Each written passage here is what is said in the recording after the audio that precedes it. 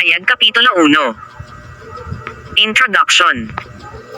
Ang apokalipsis ni Hesukristo, na ibinigay ng Diyos sa Kanya upang ipahayag sa Kanyang mga alipin, sa makatuwid ay ang mga bagay na nararapat mangyaring madali, at Kanyang ipinadala at ipinalam sa pamamagitan ng Kanyang anghel sa Kanyang alipin na si Juan, na sumaksi sa salita ng Diyos, at sa patuto ni Hesukristo, sa lahat ng mga bagay na nakita niya.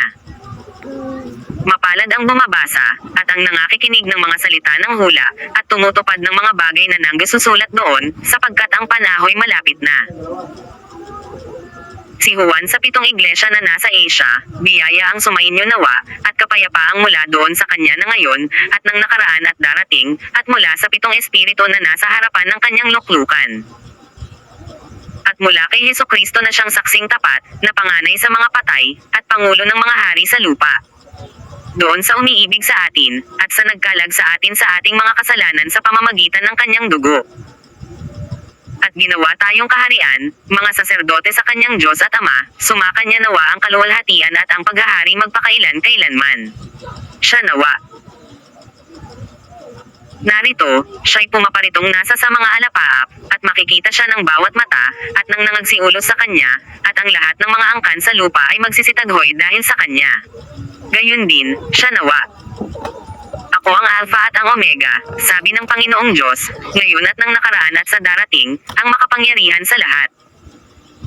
The Revelation of Christ.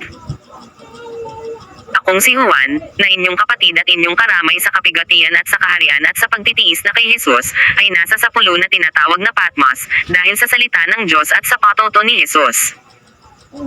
Ako'y nasa espiritu ng araw ng Panginoon, at narinig ko sa aking likuran ang dakilang tinig, na tulad sa isang pakakak,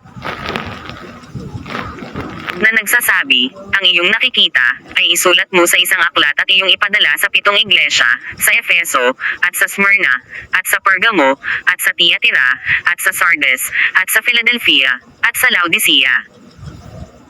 At ako'y lumingon upang makita ang tinig na nagsasalita sa akin. At nang ako'y lumingon ay nakita ko ang 7 kandelerong ginto. At sa gitna ng mga kandelero ay may isang katulad ng isang anak ng tao, na may suot na damit hanggang sa paa, at may bigkis ang dibdib na isang pamigkis na ginto. At ang kanyang ulo at ang kanyang buhok ay mapuputing gaya ng balahibong maputi ng tupa, gaya ng nib, at ang kanyang mga mata ay gaya ng ningges ng apoy. At ang kanyang mga paa ay katulad ng tansong binuli, na gaya ng dinalisay sa isang luto ang bakal, at ang kanyang tinig ay gaya ng lagaslas ng maraming tubig.